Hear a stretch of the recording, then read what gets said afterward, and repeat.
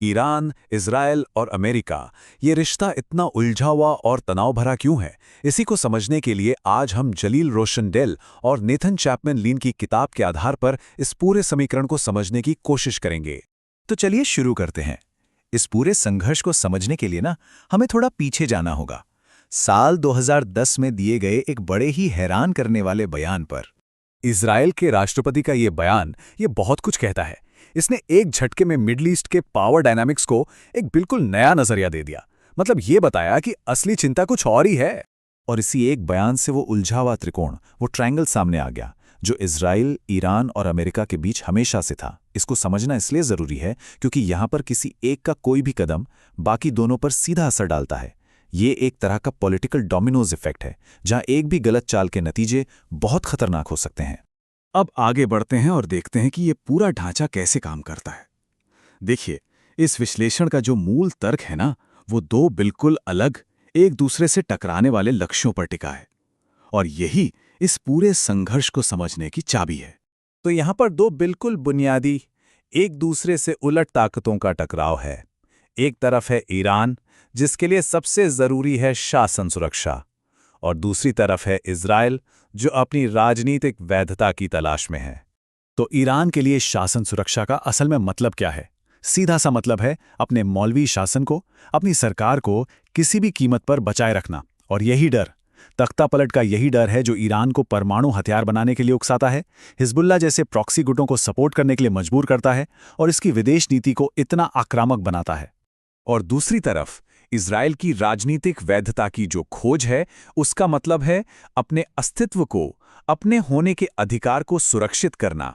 इस बेहद अस्थिर इलाके में एक लोकतांत्रिक यहूदी देश के तौर पर अपनी जगह बनाए रखने की ये एक लगातार चलने वाली लड़ाई है, और इसी वजह से उसे हमेशा अमेरिका जैसे मजबूत सहयोगियों और एक ताकतवर सेना की जरूरत पड़ती है। लेकिन मजे की बात यह है कि ये दुश्मनी हमेशा से ऐसी नहीं थी। असल में ये एक ऐसे रिश्ते का बिल्कुल 180 डिग्री टर्न है जो कभी बहुत करीबी हुआ करता था। जरा सोचिए, 1948 में ईरान इज़राइल को मान्यता देने वाले पहले कुछ देशों में से एक था। फिर 50 से 70 के दशक तक दोनों गहरे सहयोगी थे, आर्थिक और सुरक्षा के लिहाज से भी। लेकिन फिर आया 1979 और ईरानी क्रांति ने सब कुछ बदल के रख दिया। जो कभी एक मजबूत गठबंधन था, वो रातों रात कड़वी दुश्मनी में बदल गया। तो सवाल उठता है कि ये बदलाव आया क्यों? देखिए, आयतुल्लाह खुमैनी का ये बयान उस नई क्रांतिकारी सोच को साफ साफ दिखाता है। उनके लिए शाह का पश्चिमी देशों से गठबंधन एक तरह का देशद्रोह था। मतलब इज़राइल और अमेरिका से दोस्ती उनके हिसाब से अपनी स्वतंत्रता को बेचने जैसा था। तो अब ये देखते हैं कि शासन, सुरक्षा और राजनीतिक वैधता के बीच का ये वैचारिक टकराव आज के जमाने में कैसा दिखता है। तो सवाल यही है कि दशकों पुरानी ये दुश्मनी आज के इस मॉडर्न बैटलफील्ड पर, इस आधुनिक युद्ध क्षेत्र पर कैसे लड़ी जा रही है। आज ये लड़ाई दो मुख्य और बहुत ही खतरनाक मोर्चों पर लड़ी जा रही है। पहला तो है ईरान का विवादित न्यूक्लियर प्रोग्राम, और दूसरा है प्रॉक्सी गुटों का इस्तेमाल, यानी हमास और हिजबुल्लाह जैसे संगठन। ये जो प्रॉक्सी ग्रुप्स हैं, जैसे हमास और हिजबुल्लाह, इनका रणनीतिक मकसद ईरान के लिए दोहरा है। ये न सिर्फ ईरान की कट्टर इस्लामी विचारधारा को आगे बढ़ाते हैं, बल्कि ईरान इनका इस्तेमाल अपने दुश्मनों को खत्म करने और बिना सीधे लड़ाई में उतरे एक छद्म युद्ध, एक प्रॉक्सी वॉर छेड़ने के लिए करता है।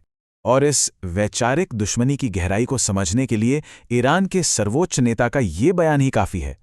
ये सिर्फ एक राजनीतिक बयानबाजी नहीं है, ये एक दूसरे के अस्तित्व को ही मिटा देने की लड़ाई है।